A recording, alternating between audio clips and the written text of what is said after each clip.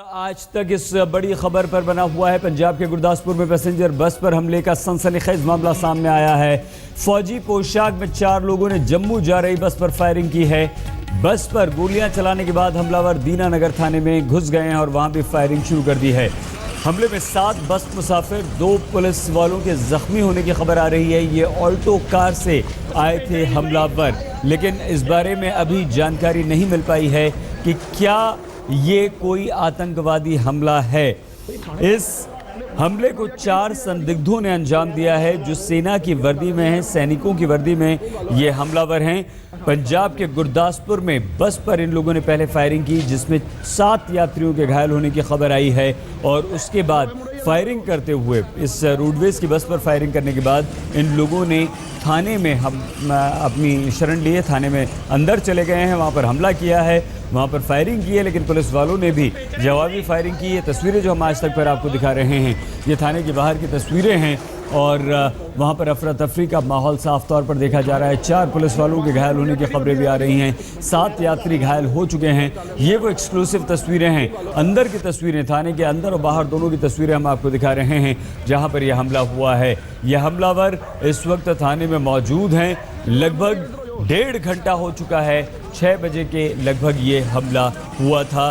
गुरदासपुर जम्मू कश्मीर से लगा हुआ पंजाब का सीमावर्ती इलाका है। संदिग्धों ने पंजाब से जम्मू जा रही बस और पुलिस स्टेशन को अपना निशाना बनाया है। सत्येंद्र चौहान हमारे संवाददाता लगातार इस खबर पर जानकारी दे रहे हैं। कोई अपडेट, कोई नई जानकारी, इस वक्त क्या खबर गुरदासपुर से आ रही है सत्येंद्र?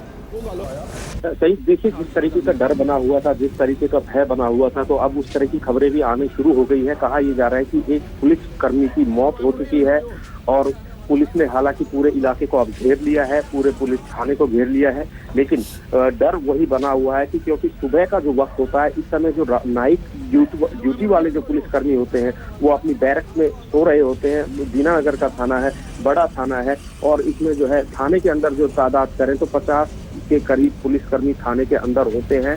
सुबह का वक्त होता है, बहुत ज्यादा तैयार नहीं होते हैं।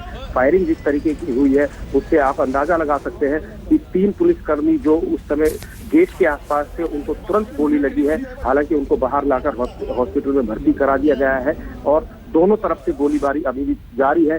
जाहिर सी बात है, इस हमले में कहीं ना कहीं नुकसान हो सकता है, जानी माल का नुकसान बढ़ सकता है, क्योंकि अभी इन 4 हमलावरों को काबू नहीं किया गया है। दोनों तरफ से फायरिंग जारी है। उधर जो बस में यात्री सवार थे और जो पुलिसकर्मी जिनको गोलियां लगी हैं उनको सिविल हॉस्पिटल में भर्ती करा दिया गया है। आसपास की जिलों से जो है सूचना आदान प्रदान की जा रही है और पुलिस को अलर्ट पे कर दिया गया है यहाँ से। हालांकि इस तरह के अलर्ट पंजाब में पहले भी आते रहते हैं कि इस तरह की वारदात हो सकती है, लेकिन जो ये घटना हुई है फिलहाल इसने पूरे जो है इलाके में दहशत का माहौल खड़ा कर दिया है और अभी भी जो है वहाँ पर एनकाउंटर चल रहा है। सही सत्येंद्र, 2 बातें यहाँ पर। एक तो ये जो जिस तरह से हमला हुआ है ये किस तरफ इंगित करता है, और दूसरा सेना की वर्दी में इन हमलावरों का आना, क्या इस बात की कोई आशंका कि ये सीमा पार से आए हुए हमलावर हो सकते हैं? देखिए, जिस तरीके से ये स्ट्रेटेजी बनाई गई है, जिस तरीके से ये हमला हुआ है, उसे देखकर बिल्कुल कहा जा सकता है कि ये लोग सीमा पार से हो सकते हैं। क्योंकि सही मैं आपको ये बताना चाहूंगा कि ये जितना भी इलाका है, जम्मू से लगता इलाका है और पंजाब का जो इलाका है आगे फिरोजपुर या अमृतसर तक जो इलाका है, ये सतलुज और रावी नदियों का इलाका है। ऊपर से जो पानी आता है और इस इलाके में अक्सर क्या होता है कि बीएसएफ की जो चौकियां हैं वो बह जाती हैं, जो पाकिस्तान रेंजर्स की चौकियां हैं वो बह जाती हैं, तो अस्थायी चौकियां बनानी पड़ती है। नाव और जो बोट से जो है सीमा की रक्षा की जाती है। तो इस इलाके में जो है आतंकियों का दूसरी सीमा पार से आना थोड़ा आसान हो जाता है, क्योंकि सीमा की जो सुरक्षा व्यवस्था है वो अस्त व्यस्त हो जाती है थोड़ी पानी की वजह से।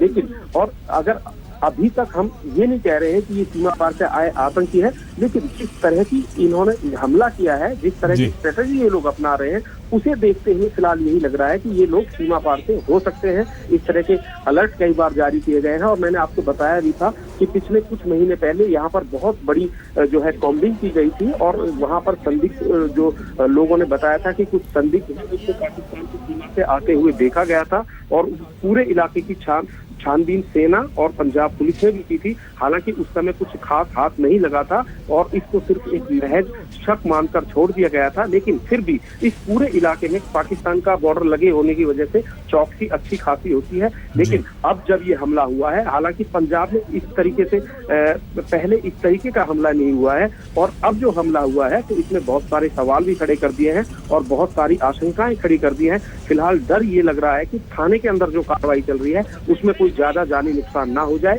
लिहाजा थाने को चारों तरफ से कॉर्डन ऑफ कर लिया गया है। पुलिस फायरिंग दोनों तरफ से हो रही है, तो अभी कुछ देर बाद पता चलेगा कि आखिर ये लोग कौन थे, कहां से आए थे, मकसद क्या था और किस तैयारी के साथ ये यहाँ पर आए थे।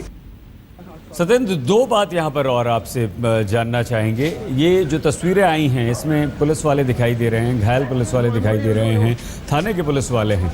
क्या इन पुलिस वालों से कोई जानकारी, कोई बातचीत हो पाई है, कुछ पता चल पाया? और दूसरी बात ये कि लगभग 1.5 घंटा सत्येंद्र हो चुका है, 6 बजे के लगभग ये हमला बताया जा रहा है थाने में जब घुसे थे ये संदिग्ध। क्या और फोर्स और पुलिस वाले बुला लिए गए हैं, इस पूरे थाने को घेर लिया गया है, और किस तरह की रणनीति अब ये बनाई जा रही है, किस तरह का ऑपरेशन वहां पर चल रहा है? सही, सबसे पहले देखिए हम आपको यहाँ से ही बताना चाहेंगे कि 1 से 1.5 घंटे का वक्त हो गया है फायरिंग होते हुए। तो यानी कि जो ये संदिग्ध आतंकवादी बताए जा रहे हैं इनके पास असला पूरा है, हथियार पूरे हैं, क्योंकि 1.5 घंटे तक पुलिस के साथ मुकाबला वही कर सकता है जो पूरी तैयारी के साथ आता है। दूसरी तरफ जो घायल पुलिस वाले हैं अभी इस हालत में नहीं है कि कुछ बोल पाए, क्योंकि ये वो लोग थे जो निहत्थे थे पुलिस थाने के आसपास खड़े होते हैं। इनको सीधे गोलियां लगी हैं और सीधे जिस हालत में इनको लाया गया है वो देखकर आप अंदाजा लगा सकते हैं कि कितनी गंभीर हालत होगी। इनको स्ट्रेचर भी जो नहीं मिला, इनको गाड़ी के फ्लोर पर ही डालकर लाया गया है, क्योंकि हालत बहुत ज्यादा गंभीर बनी हुई थी। दूसरी बात, जो आसपास के जिलों से पुलिस फोर्स को वहां पर बुला लिया गया है और वहां उनकी तैनाती कर दी गई है। दोनों तरफ से मुकाबला जारी है, गोलीबारी जारी है। तो कुल मिलाकर स्थिति बेहद तनावपूर्ण और भयावह फिलहाल बनी हुई है। सही जी सत्येंद्र, पहले बस पर हमला और ये यात्री बस थी, क्या कोई जानकारी कि इस बस को रोका गया, उसके बाद इस बस पर हमला किया गया, फायरिंग की गई, या ये बस खड़ी हुई थी, कहीं रुकी हुई थी तब ये फायरिंग हुई है? और दूसरी बात सीधे इसी से जुड़ी हुई ये होती है कि अगर ये थाने में गए हैं, अगर थाने में इन लोगों ने हमला किया है और वहाँ मुठभेड़ अभी चल रही है, तो क्या इनका इरादा, इन संदिग्धों का इरादा थाने पर ही हमला करने का था? सत्येंद्र, देखिए जिस तरीके से पहले जम्मू में हमले हुए हैं, कठुआ का हमला आपको याद होगा सही, तो उसमें भी स्ट्रेटेजी इनकी यही थी कि सीधे थाने में घुसे थे, वहां पर बाइक छीन कर आए थे। और फिलहाल जो हमला हुआ है इसमें ये बताया जा रहा है कि पहले इन लोगों ने एक मारुति कार, ऑल्टो कार है, उसको छीना है किसी से, उससे ये घुसे हैं और उससे उतरते ही एक यात्री बस जो कि जम्मू जाने के लिए तैयार खड़ी हुई थी, उस बस पर बाहर से फायरिंग की गई है। बस के अंदर ये लोग नहीं घुसे हैं। उसके बाद ये दौड़े हैं और दौड़कर सीधा जो है पुलिस थाने के अंदर घुस गए हैं। और थाने के अंदर जब ये घुसे हैं तो ये फायरिंग करते हुए घुसे हैं। ये वो चश्मदीदों की बताई हुई बातें हैं कि इस तरीके से इन लोगों ने जो इस हमले को अंजाम दिया है। तो वही हम कह रहे हैं बार बार कि जो तरीका है वो लगभग जो पहले पूर्व में जिस तरह के आतंकी हमले होते रहे हैं उनसे बिल्कुल मिलता जुलता है। तो अभी हम इसको हालांकि संदिग्ध आतंकी हमला ही कह रहे हैं। थोड़ी देर में ये चीज कंफर्म हो जाएगी, क्योंकि पुलिसिया तफ्तीश, इंटेलिजेंस तफ्तीश इस पूरे मामले पे शुरू हो चुकी है। दूसरी तरफ सवाल सबसे बड़ा ये है कि जो इन थाने के अंदर जिन लोगों को जो बचे हुए हैं, घुसे हुए हैं, जो पुलिसकर्मी भी हैं, उनको सुरक्षित बाहर कैसे निकाला जाए और साथ ही इन आतंकियों का जो संदिग्ध आतंकी हैं इनका खात्मा कैसे किया जाए, इस पर फिलहाल जो है तैयारी चल रही है। हालांकि मैंने जैसा अभी आपको पहले भी बताया था, जो पूरा थाना है उसको चारों तरफ से घेर लिया गया है, फायरिंग हो रही है। हो सकता है 1-2 मिनट में जो हमारे कमांडोज हैं वो थाने के अंदर घुस भी जाएं, पोजीशन भी ले लें, लेकिन फिलहाल मशक्कत करनी पड़ रही है क्योंकि गोलीबारी दोनों ही तरफ से जारी है। बिल्कुल सत्येंद्र, एक बात और, अगर हम आपको पिछले साल जो लोग गिरफ्तार किए गए थे 12 संदिग्ध आतंकवादी, और वो भी गुरदासपुर में ही, जिनमें 5 से 12 लोगों को पुलिस ने गिरफ्तार भी किया था, और ये पाकिस्तान समर्थक बताए जा रहे थे। इनमें से कुछ ऐसे संदिग्ध थे जो खालिस्तान समर्थक बताए जा रहे थे। क्या हम कहीं किसी तरह से, हालांकि अभी फिलहाल भी फिर से बहुत जल्दबाजी होगी सत्येंद्र इन सारी संभावना पर विचार करना या बातचीत करना, लेकिन कहीं ना कहीं वो पिछली घटनाओं से जोड़कर हम देख सकते हैं। तो बिल्कुल आपने बिल्कुल वाजिब सवाल उठाया है।